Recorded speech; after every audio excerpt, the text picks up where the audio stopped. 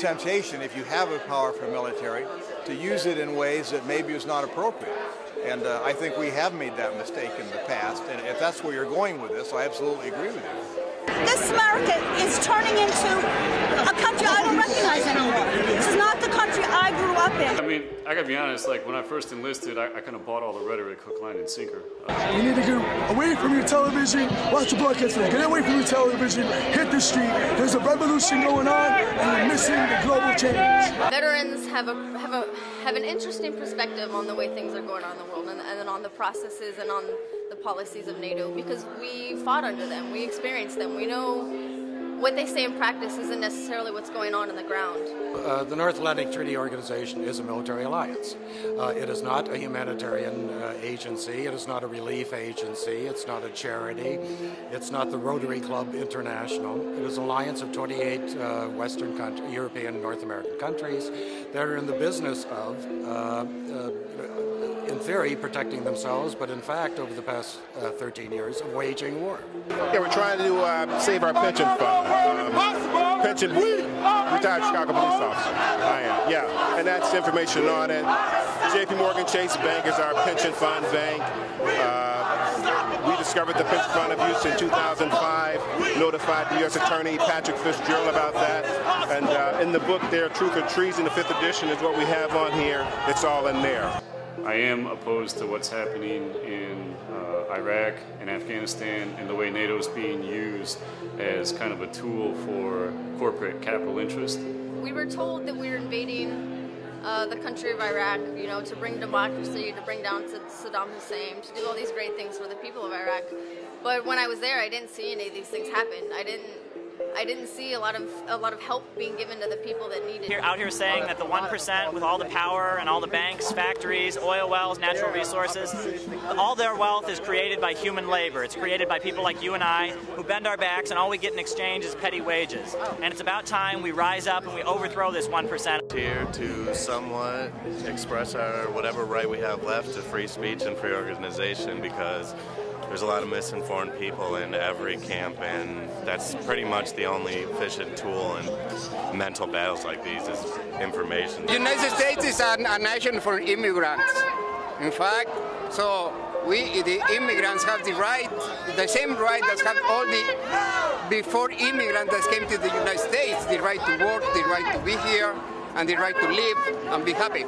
I'm out here protesting the large number of wars that are bankrupting this country. I am, in fact, one of the people that believes that Obama's spending too much. What I disagree with the conservatives on is that I don't think he's spending too much on people. I think he's spending too much on war.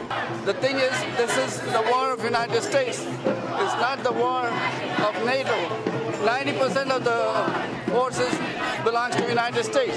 You've got the NRA, you've got the GOP, you've got the Republicans, you've even got the advertisers that advertise on Fox News who make money off of catering to white supremacists, the Klan, butchers, etc. They want to institute a missile defense system in Europe, and they're the ones that enforce, I'm sorry to say this, President Obama, but your wars. And why I'm here too is because how our civil liberties are being taken away by NDAA, CISPAS. People just slowly, gradually, our liberties are being taken away. What you're looking at is an alliance of all the past major colonial powers in Europe. Britain, France, Spain, Portugal, the Netherlands, Germany, Italy, and the world's sole military superpower and the great colonial masters are united in trying to re-subjugate the world. That's the purpose of NATO.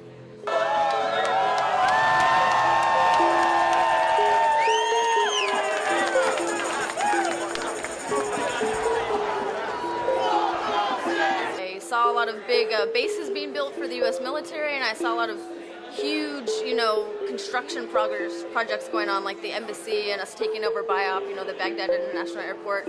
But it didn't seem like it was benefiting any of the people that we were said to be there. And it really started to make me question, why did my friends die for these causes? What was the causes that we were sent over there? And it didn't seem like bringing democracy was the answer. Corporate control of everything. Corporate control of the government, the state, the banks, nutrition, healthcare. Corporations control everything. And I'm also here, that's fruition for this. The sooner they get out, there'll be peace in Pakistan and Afghanistan. We need an international peace movement that talks about demilitarization, end to war, now, forever, altogether.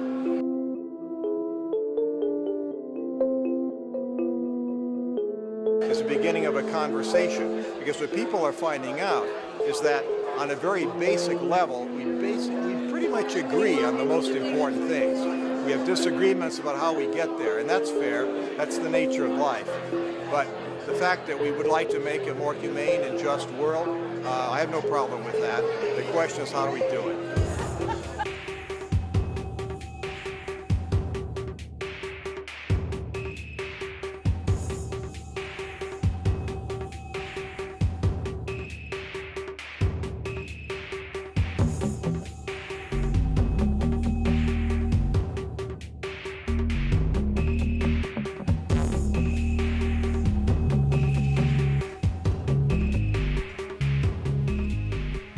NATO is the creature of the governments that created it, and so a lot of the criticism of NATO is really criticism of national policy, and that's fair enough. But I think NATO is not really the target. I think it's what the various governments are doing, and whether what they're doing is smart or stupid. The wars aren't meant to be won.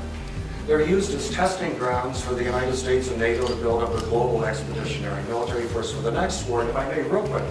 I was given these medals, along with other veterans and other service members, for things that I don't really feel are worthy of praise or worthy of medals. They're tokens of an occupation, they're tokens of suppressing other people, of inflicting violence and terror on groups of people on the other side of the world, and they're not really something I want to hold on to. I'm giving these back as a way to start the healing process and to send out a hand of reconciliation to the people that we have caused damage and terror in the lives of these civilians and people of other countries.